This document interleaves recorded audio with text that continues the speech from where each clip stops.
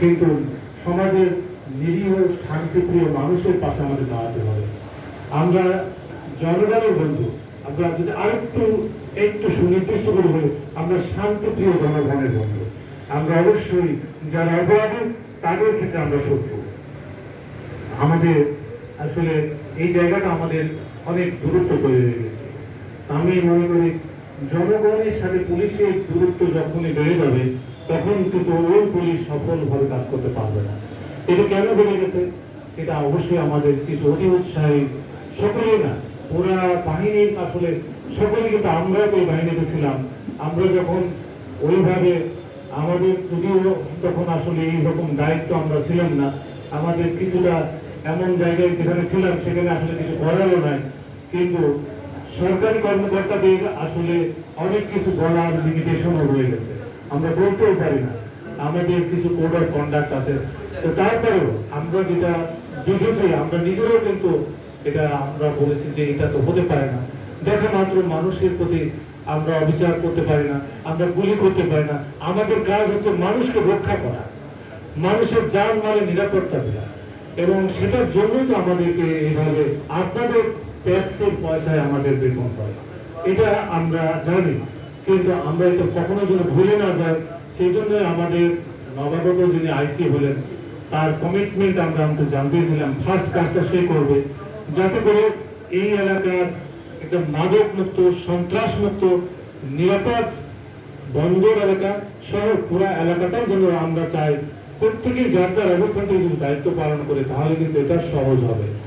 হ্যাঁ, এখানে একটা ফুটপাতের সমস্যা আছে, এটা এই সমস্যাটা কিছুটা হলেও এই জায়গাটা আমার মনে হয় শুধু এককভাবে পুলিশ, সিটি কর্পোরেশনের উপরে আমরা একসাথে যদি আপনারা ব্যবসায়ী সমিতি নেতৃবৃন্দ, রাজনৈতিক নেতৃবৃন্দ, পুলিশ, সিটি কর্পোরেশন এই সম্মিলিতভাবে যদি আমার মনে হয় একটা তদারকি কমিটি গঠন করা যায় তাহলে তার কাজটা কিন্তু সরল হবে, এটা আমার পরামর্শ।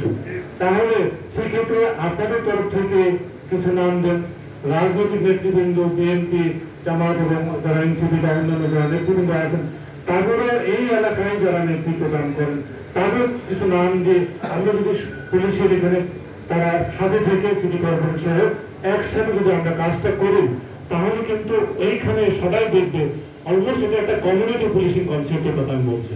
এই কমিউনিটি এনগেজমেন্টের সাথে যদি আমরা সম্মিলিতভাবে থাকি তাহলে কাজটা কিন্তু সহজ হবে। আদারওয়াইজ শুধুমাত্র ওই এক আইসির উপরে দায়িত্ব দিলে এটা কিন্তু কাজটা সহজ হবে না। তখন বলবে এরা মানবিক, এরা দিন মজুর, এরা এইভাবে খেটে খাওয়া মানুষ, কেন আপনি তার ভ্যান গাড়ির উপরে এভাবে একটা জোর আবার এসে তখন এইটা একটা মানববন্ধন তৈরি করবে, প্রতিবাদ তৈরি করবে। এখন কাজ করতে গেলে বিবাদ, আবার না করলে বিবাদ, তাহলে তো সেটার জন্য একটা বেস্ট সলিউশন আছে আমার কাছে মনে হচ্ছে। এটা আমার বিশ্বাস আজকে যেহেতু আপনারা এটা চান, আমরাও চাই এটা মানুষের স্বাভাবিক মানুষের চলাচলের জন্য উপযুক্ত হোক। সেটার জন্য যেখানে যারা অবশ্যই দিনমজুর, যারা অসহায় মানুষ তারা সেখানে তাদের যে সমস্ত ছোটখাটো পুঁজি নিয়ে ব্যবসা করুক তাদের ক্ষেত্রে এখানে সিটি কর্পোরেশন পিছনে কিন্তু একটা সুন্দর জায়গা আছে, সেটাকে আরেকটা শেড করে দিয়ে ভবিষ্যতে আমার মনে হয় আরো মনোরম পরিবেশ করে দিলে তাহলে তারাও কিন্তু ওই জায়গায় যেত।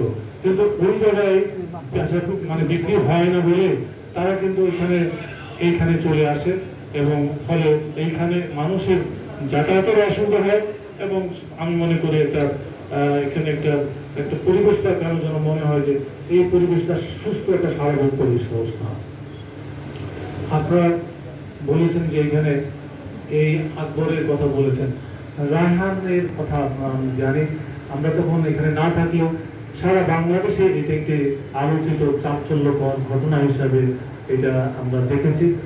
আমরা মনে করি অপরাধী যেটা আমাদের যে অপরাধী সে যেই হোক, কোন মানুষকে কিন্তু আমরা আসলে হত্যা করতে পারি না, অপরাধী হলেও তাকে আমরা হত্যা করতে পারি না, তাকে আইনের কাছে সোপর্দ করা, আইনের তার বিরুদ্ধে পদক্ষেপ গ্রহণ করা হচ্ছে আমাদের কাজ।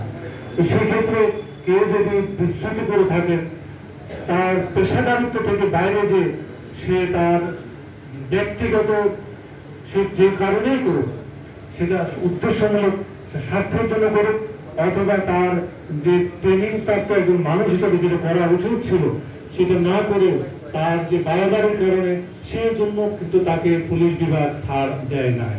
তার বিরুদ্ধে আমি যতটুকু জানি মামলা হয়েছে এবং সেটি প্রচলিত আইনেই মামলা হয়েছে। সেই মামলায় সে অ্যারেস্ট ছিল, জেলখানায় ছিল দীর্ঘ 5 বছর পরে মনে হয় সে আর জামিন পেয়েছিল। জামিন পাওয়ার সাথে সাথে সে আবার তার জামিন বাতিল হয়েছে। তো সেক্ষেত্রে আমাদের তরফ থেকে নির্দেশ দেওয়া হয়েছে এবং আমরা তার এলাকাতেও খোঁজ নিয়েছি সে আছে কিনা, থাকলে আমরা তাকে অবশ্যই ধরবো। কারণ একজন সদস্যের কারণে পুরো পুলিশ বাহিনী এটা দায়ী নয়। এবং যেটা আমরা 5ই আগস্টের পূর্ববর্তী ঘটনার কারণে আমরা বলি যে আসলে পুরো বাহিনী কিন্তু আসলে এর সাথে সম্পৃক্ত ছিল না। আমরা নিজেরাই যেমন এটাকে অপোজ করেছি, নিজেরা আত্মসমালোচনা করেছি যে কেন আবু সাহেবের মতো 2 হাত তুলে করা ছিল, আবু সাহেবের কেন গুলি করা হলো, এবং এটার জন্য পুলিশকে খেসারত দিতে হবে, তার বিরুদ্ধে ব্যবস্থা গ্রহণ করা উচিত। এবং সেক্ষেত্রে আমরা বলবো অবশ্যই এখন তো তার এই অবস্থাটা আমরা দেখতে পাচ্ছি এবং ছাত্র জনতার অভ্যুত্থানের মধ্য দিয়ে দেশে একটা বিরাট সুযোগ এসেছে। ন্যায় বিচার আসলে আমরা চাই, সে যেই হোক না কেন ন্যায় বিচার সুশাসন চায়, তাহলে না পরবর্তী জেনারেশন এখানে সুস্থভাবে সুন্দরভাবে বেড়ে উঠতে পারবে।